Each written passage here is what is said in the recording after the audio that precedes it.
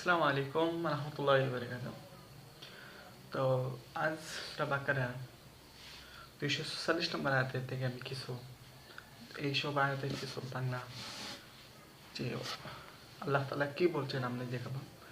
246 নম্বর আয়াতে আল্লাহ তাআলা বলেন, তুমি কি বনী ইসরাইলের দলের কাছে তাদের কতিপয় নেতাকে দেখনি, যখন তারা মুসার আগমন পর নবীর কাছে বলছিল, আমাদের জন্য একজন বাদশা ঠিক করে দাও, যেন যেন তার সাথে আমরা আল্লাহর পথে লড়াই করতে পারি। আল্লাহ শেষ নবী তাদের বলল, তোমাদের অবস্থা আগের লোকদের মতো এমন হবে না তো যে আল্লাহ তাআলা তোমাদের লড়াই আদেশ দিবেন এবং তোমরা লড়াই করবে না। তারা বলল, আমরা কেন আল্লাহর পথে লড়বো না, বিশেষ করে যখন আমাদের বাড়ি ঘর সব থেকে বের করে দেওয়া হয়েছে আমাদের ছেলে মেয়েদের। অতএব সত্যি সত্যি তো আল্লাহর পক্ষে থেকে যুদ্ধের আদেশ দেওয়া হলে তখন আমরা কতিপয় সাহসী বান্দা ছাড়া অধিকাংশ ময়দান ছেড়ে পালিয়ে গেল। আল্লাহ তাআলা জালিমদের ভালো করে দেন। যখন যে বনী ইসরাইলের নেতাদের বনী ইসরাইলের যে শাসন যেটা চলে গেল, তখন মুসা আলী যে মুসা আলী ইসলাম ও নবী কাছে বলছিলেন যে তোমাদের জন্য বাদশা ঠিক করে আমাদের জন্য একজন বাদশা ঠিক করে দাও। নবীজির কাছে বললেন যে আমাদের জন্য একজন বাদশা ঠিক করে দাও, বাদশার জন্য তার সাথে আমরা আল্লাহর পথে লড়াই করবো। এবং মুসা আলী সালাম বলেছে, আল্লাহ যখন তোমাদেরকে একজন বাদশার যুদ্ধের জন্য ডাকবেন তখন তোমরা কি যাবে? তখন তারা বলল যে আমরা যাব, কেননা আমাদের ছেলে মেয়ে বাড়ি ঘর থেকে সব থেকে বের করে দেওয়া আছে, আমরা কেন যাব না, আমরা অবশ্যই যাব। কিন্তু লাস্ট মুহূর্তে দেখা যায় যে তোমার কিছু লোক পরে সব যুদ্ধের ময়দান থেকে মানে চলে গেছে। সূরা বাকারা 246 নম্বর আয়াতে আল্লাহ তাআলা এই বিষয়ে উল্লেখ করেন। এবং আল্লাহ তাআলা বলেন, এবং 247 নম্বর আয়াতে আল্লাহ তাআলা বলেন, وقال لهم نبيهم أن الله قد بعث لكم طالوت ملكا। বলেন, তাদের নবী তাদের বলল, আল্লাহ তাআলা তালুক দিয়ে তোমাদের জন্য একজন বাদশা নিযুক্ত করে পাঠিয়েছেন। এবং মুসা আলাইহিস সালাম তাদেরকে বললেন যে তাদের নবী আল্লাহ তাআলা বলেন যে তাদের নবী বলল, আল্লাহ তাআলা তালুতকে তোমাদের উপর বাদশা নিযুক্ত করে পাঠিয়েছেন, তালুতকে তোমাদের উপর বাদশা হিসেবে নিযুক্ত করে পাঠিয়েছেন। قالوا أن يكون له الملك علينا ونحن أحق بالملك منه ولم يؤت شيئا من مال। আল্লাহ তাআলা বলেন,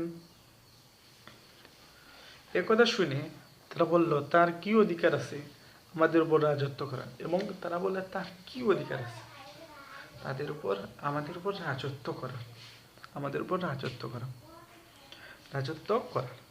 এশিয়া বনী ইসরাইলরা বলছে, সফলা বলল যে আমাদের একজন বাদশা দাও, আমরা যুদ্ধ করব এবং যুদ্ধের জন্য। এবং শেষ মুহূর্তে তারা বললো আমরা পালিয়ে যাবো, আল্লাহর পক্ষে আদেশ হলে আমরা যুদ্ধ করবো। কিন্তু শেষ মুহূর্তে দেখা যায় তারা পালিয়ে যায় এবং যুদ্ধ করে নেয়। এবং যখন মুসা আলাইহিস সালাম তালুতকে তাদের বাদশা হিসেবে মুসা আলাইহিস সালাম বলেন যে আল্লাহ তোমাদেরকে তালুতকে বাদশা হিসাবে পাঠিয়েছেন, তখন তারা বলল তালুত সে আবার এই কথা শুনে তারা বলল, তার কি অধিকার আছে আমাদের উপর রাজত্ব করার? এবং বলল কি অধিকার আছে, বাদশাহী অধিকার বরং তার চাইতে আমাদের বেশি আছে। তাছাড়া অর্থ প্রাচুর্য তো তাকে মোটেই বেশি দেওয়া হয়নি। আল্লাহর নবী বলল, তোমাদের উপর শাসন ক্ষমতার জন্য আল্লাহ তাআলা তাকে বাছাই করেছেন এবং এর জন্য তার শারীরিক যোগ্যতা ও জ্ঞান প্রতিভা বাড়িয়ে দিয়েছেন। আসলে আল্লাহ তাআলা যাকে চান তাকে রাজক্ষমতা দান করেন। আল্লাহ তাআলা প্রাচুর্য ও মহাবিজ্ঞ। আল্লাহ তাআলা বলেন যে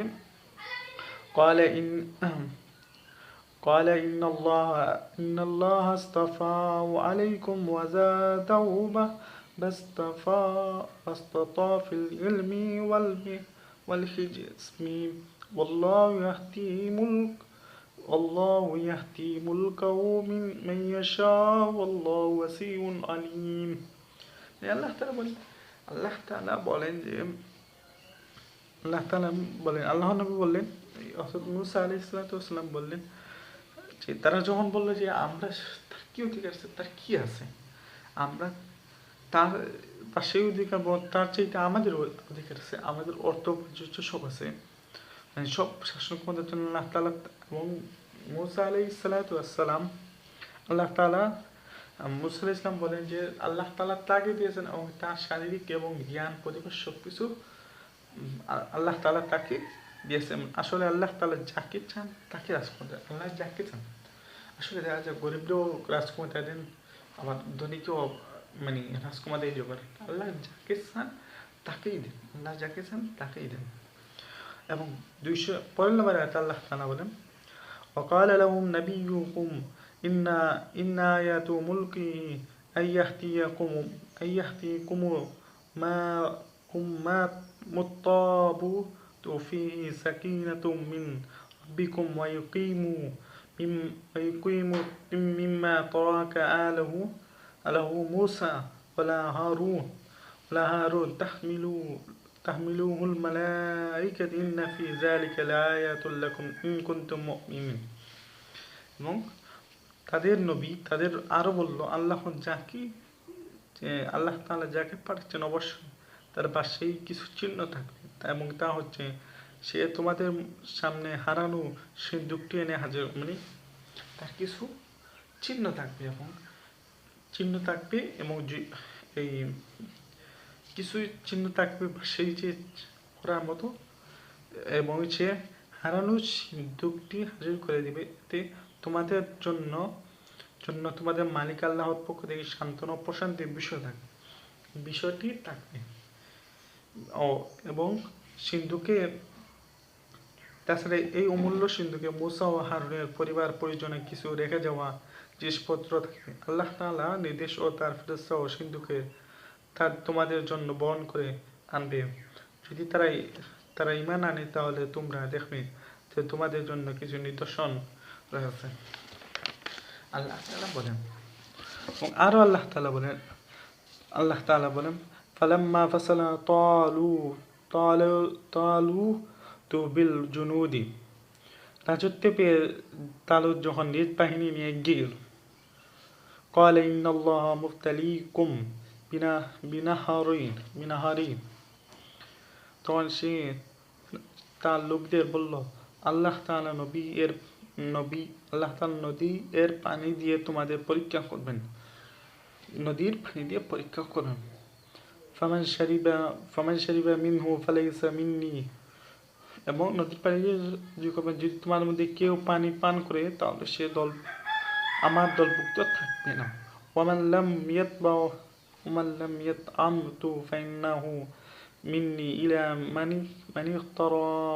মান ইখতারাফা উরফাতুম মিন বাদি ফাশারিবু মিনহু ইল্লা কালিলাম মিনহু ফালাম্মা জাওয়াযহু هو والذي آمنوا معه قالوا لا طاقة لنا اليوم بجالوت وجنوده قال الذي يظنون أنهم ملاقوه إنهم ملاقو لله كم من فئة قليلا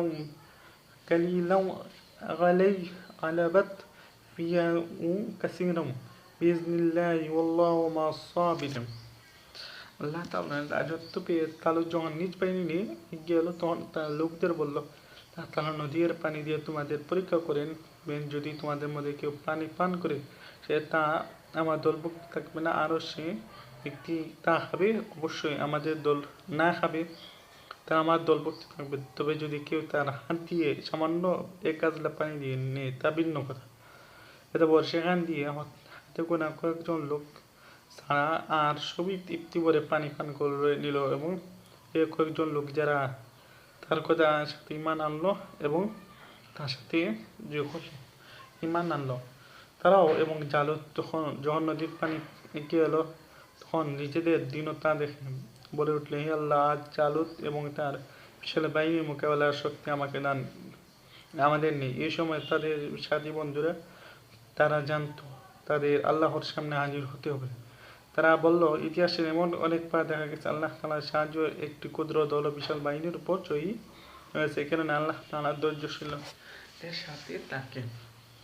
যখন তালুত এই রাজত্ব পেয়ে তার বাহিনী যোগ হলো এবং নদীর পানি বললো যে এই নদীর পানি দিয়ে আমাদের পরীক্ষা হবে, এই নদীর পানি দিয়ে আমাদের পরীক্ষা। যখন বললো যে এই পানি যারা পান করবে তারা আমার দলভুক্ত না, যে আর পান করবে না এরা আমার পানি পান করলে দলভুক্ত না। যখন পানি পান করলো অনেক মানুষ কিন্তু পানি পান কিন্তু হাতে গোনা কয়েকজন পানি পান করলো না, এরাই দলভুক্ত থাকলো। সেটা দলভুক্ত হলো, ইমান আনলো এবং এরাই ইমান আনলো। এবং যখন এই নদী পার হয়ে যখন তালুত গেল, তালুতের বাহিনীর সামনে তখন বললো, আল্লাহ আমাদের এমন শক্তি নেই যে এই তালুতের বাহিনীর কাছে, কিন্তু তালুতের বাহিনী ক্ষুদ্র। তাদের সাথীরা বললো, ইতিহাসে অনেক দেখা গেছে ক্ষুদ্র বাহিনী আল্লাহ তাআলার সাহায্যে বিশাল বাহিনীর কাছে জয়ী হয়ে এসেছে। আল্লাহ তাআলা সব কিছু জানেন এবং আল্লাহ তাআলা ধৈর্যশীলদের সাথে দেন। এটাই হলো 249 নম্বর আয়াতের অর্থ। আসসালামু আলাইকুম।